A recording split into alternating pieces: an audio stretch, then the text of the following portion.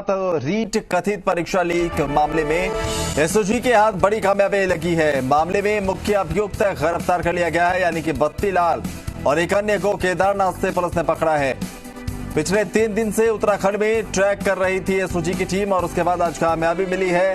बत्ती लाल को धर दबोचा गया है। तो आपको बताएं, रीट परीक्षा में कथित पेपर लीक मामले में वो वांछित था, एसओजी के हाथ कामयाबी लगी है। मामले में मुख्य अभियुक्त बत्ती लाल था, जिसे गिरफ्तार किया गया। बत्ती लाल और एक अन्य को उत्तराखंड के केदारनाथ से गिरफ्तार किया गया। 3 दिन से बत्ती लाल को ट्रैक कर रही थी एसओजी की टीम और उसके बाद कामयाबी हाथ लगी है, उसे धर दबोचा गया है। तो एक बड़ी कामयाबी के तौर पर इसे देखा जाएगा। आशुतोष हमारे सहयोगी ज्यादा जानकारी के साथ जुड़ रहे हैं। आशुतोष, किस तरीके से एसओजी को ये कामयाबी मिली है और सबसे महत्वपूर्ण बात की, अब बत्ती लाल जब हिरासत में है, शिकंजे में है, तो क्या माना जाए जो कथित पेपर लीक की जो बात कही जा रही थी, दूध का दूध पानी का पानी होगा?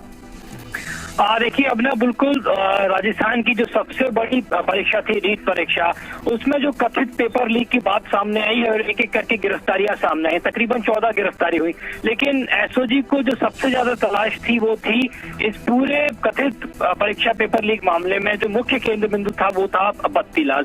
लगातार अलग अलग टीमें दबिश दे रही थी।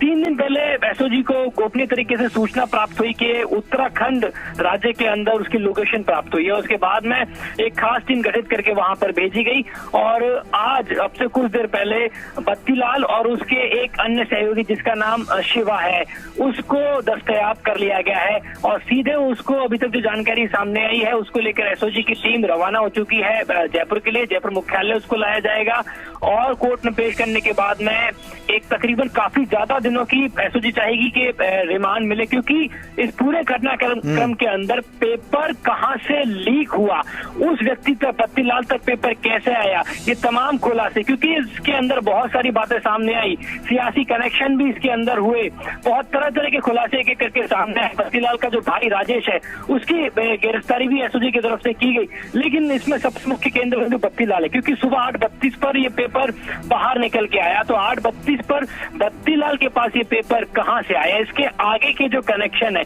यानी कि मुख्य सूत्रधार तक पहुंचने में एसओजी को बहुत बड़ी उपलब्धि मिलेगी। शिवा का जो गिरफ्तारी साथ में हुई है, केदारनाथ से दोनों की गिरफ्तारी हुई है, उसके बारे में बताया जा रहा है कि इस पूरे कथित पेपर लीक मामले में उसकी भूमिका भी संलिप्त है और जयपुर में साइबर कैफे चलाने का वो काम करता है और इस पूरे जो कथित पेपर लीक है उसमें उसकी भी भूमिका है। लेकिन बत्ती लाल की गिरफ्तारी सबसे बड़ी गिरफ्तारी रहेगी और जाहिर है कि पूछताछ में बहुत बड़े खुलासे होने की संभावना है कि आखिर बत्ती लाल तक ये पेपर कैसे पहुंचा था सुबह 8:32 तक, यानी कि 8:32 पर अगर उसके पास पेपर पहुंचा, काफी देर पहले ये पेपर बाहर आ गया होगा। क्या इसमें सिस्टम का कोई व्यक्ति शामिल है या कोई और गिरोह भी इसके अंदर सक्रिय था जिसके कारण और आगे तक जुड़ते हुए दिखाई देंगे।